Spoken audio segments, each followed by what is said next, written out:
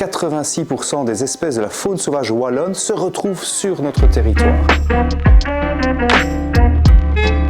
En accord avec les propriétaires, que sont les communes, mais également le DNF, gestionnaire des sites, le parc national a initié la restauration de 80 hectares supplémentaires de pelouses calcaires, alors qu'il en existe encore environ 120 au total. Ces pelouses calcaires couvraient 2000 hectares il y a environ un siècle, et donc quelque part on remet 10% de pelouses calcaires en lumière sur notre territoire de la Calestienne.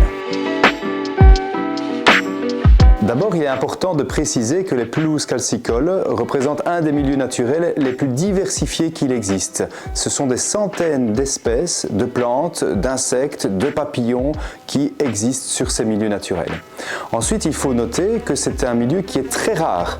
À l'échelle européenne, il est considéré comme un habitat d'intérêt communautaire prioritaire, mais aussi à l'échelle de la Wallonie. C'est seulement quelques centaines d'hectares de pelouses calcaires qui existent et nous avons en Calestienne du sud de l'Entre-Sambre-et-Meuse environ un tiers de ces pelouses-là. Donc notre responsabilité à protéger cet habitat exceptionnel est importante ici sur le territoire du parc national. Enfin, il faut noter que les espèces de ces pelouses calcaires, les espèces caractéristiques, sont en déclin par manque de connectivité entre les habitats, par la fragmentation et l'isolation des habitats, mais aussi par le manque de surface au total. Naturellement, en région wallonne, on ne retrouve pas de forêt résineuse. Toutes ces plantations ont été réalisées de la main de l'homme en vue d'être exploitées à un certain moment. En Calestienne, c'est essentiellement le pin noir et le pin sylvestre qui ont été plantés sur le territoire. Les pins de la Calestienne ont été donc bien plantés en vue d'être exploités et ici, le bénéfice des ventes ira aux communes.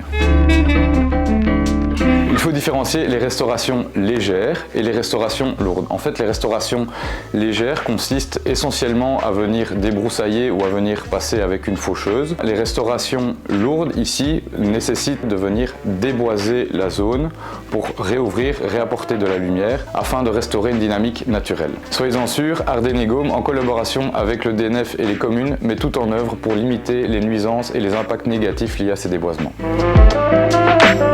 Les pelouses calcicoles ainsi restaurées, 80 hectares, seront donc parcourues par un troupeau avec un berger, une bergère et des chiens de troupeau. Et donc c'est ce troupeau-là qui, d'ouest en est, en itinérance, du printemps à l'automne, entretiendra naturellement en éco-pâturage ces pelouses calcaires qui auront été restaurées. C'est un projet qui est tout à fait innovant, qui n'existe plus sous sa forme pastorale traditionnelle et donc on remet au goût du jour des pratiques ancestrales d'agropastoralisme sur le territoire du parc national en Entre-Sambre-et-Meuse.